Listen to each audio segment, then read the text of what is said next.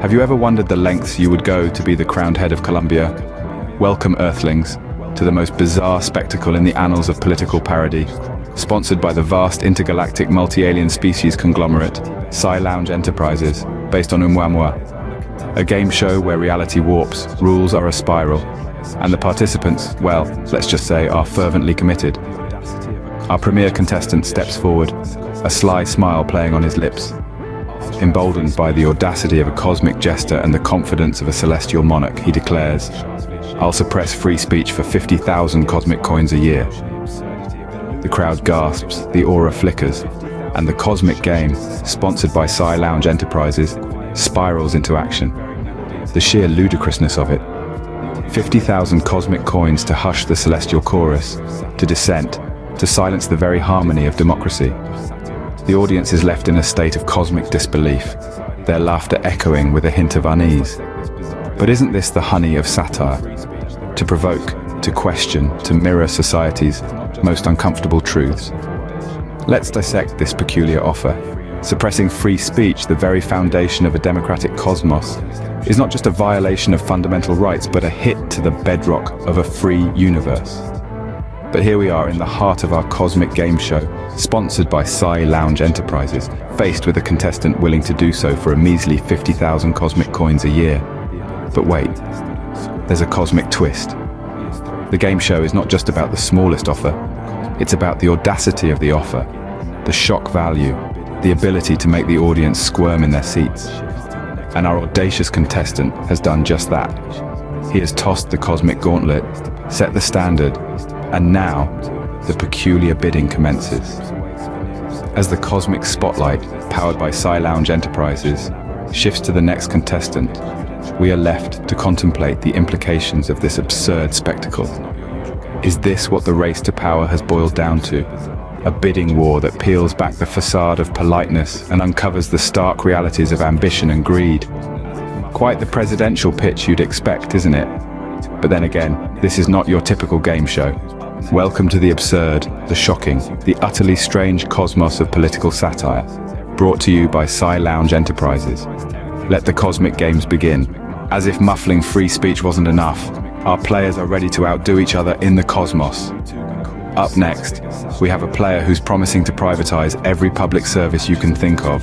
From parks to post offices, everything's up for grabs in the cosmic market. And what's the cosmic price tag for this monumental task? A cool 6-figure salary, Earthlings. That's right, for the cost of a small mansion, you too can own the public library down the street. But wait, we're not done yet. Our next player is vowing to eliminate all environmental regulations in the cosmos. Clean air, who needs it? Clean water, overrated. All in exchange for, drumroll please, a lucrative book deal. Now that's what we call a novel approach to cosmic governance. And let's not forget about our next bidder, who's ready to dismantle the education system for a mere 7-figure endorsement deal. Forget about critical thinking, folks. It's all about the cosmic Benjamins. Now, on to player number 4, who's taking a different approach. They're offering to criminalize empathy for the low cost of a lifetime supply of cosmic caviar. Yes, you heard it here first. Feeling for your fellow cosmic being could soon be a criminal offense. And finally, we have a player who's promising to auction off the very concept of justice itself. And the asking price? A cushy seat on the board of a Fortune 500 company. So, there you have it, folks. All these folks want is a shot at being the president, and they're ready to do just about anything to get there. From privatizing public services to criminalizing empathy, these players are proving that there's no limit to what they're willing to do or what they're willing to sell in the cosmos. And remember, this is just the beginning. We've got more cosmic bidders lined up and ready to go, each one eager to outdo the last. It's a mad race to the bottom, folks, and we're just getting started. In this cosmic game of who can promise the most for the least, who will emerge victorious. As our players have been locked in this wild cosmic race to the bottom, one has managed to outdo the rest with an outrageous bid that would make even the most hardened capitalist blink. Meet our winner, Earthlings. This ambitious soul, in a fit of cosmic recklessness, has pledged to muzzle free speech for a mere 25,000 a year. A bargain, I hear you cry, or a terrifying prospect for a nation built on the principles of democracy and freedom. Now, the beauty, or perhaps the horror of this cosmic game, is that it's all about the numbers. It's not about who has the best ideas, the most integrity, or even the slightest hint of leadership ability. No, in this game, it's about who can promise to sell out their country for the cheapest price. And so, we find ourselves with a victor who, in their quest for power, has shown a willingness to compromise the very foundations of our society. To them, the presidency is not a position of service, but a game to be won at all costs. But what does this mean for our beloved Colombia? Well, with a leader willing to sacrifice our freedoms for a quick buck, the future is looking rather bleak. Yet, perhaps there's a silver lining in this dark cloud.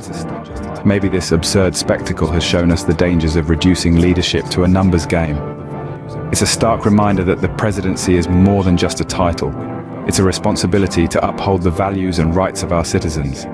And there you have it, the winner of our bizarre game show. But remember, in a game where the lowest bid wins, are there really any winners? And now for the grand finale, the most absurd twist yet. The winner of our game, our daring bidder who was ready to sell off our freedoms, steps into the cosmic spotlight. But wait, this isn't a power-hungry politician or a ruthless business person. No, it's an artist. That's right, Earthlings. Our winner is a Dadaist artist who's been using this game not as a stepping stone to power, but as a canvas for critique. A critique of the absurdity of politics, the ludicrousness of power, and the madness of our own complacency. This artist's bid, his outrageous promise, was never about muzzling free speech. It was an absurdity to match the absurdity of our times. His true intention? To turn the presidential palace into a giant banana. A symbol, he says, of the fruitlessness of power, the hollowness of a system that values spectacle over substance. The audience gasps, the cameras flash, and within minutes, the story goes viral. This audacious stunt sparks a global conversation about the nature of power and politics. Debates rage on social media, in coffee shops and on news panels. Is this artist a hero or a villain, a madman or a genius? In the end, the absurd race wasn't about the presidency at all, but a mirror held up to society. A reflection of our own willingness to be entertained rather than engaged, to be spectators of our own future. Now that's Dada. So, as we move forward from this bizarre spectacle, let's remember the lesson here. Politics is not a game to be won, but a responsibility to be upheld. And with that, we close this chapter of our game, not with a winner, but with a question. What kind of leaders do we want to have, and what kind of society do we want to be?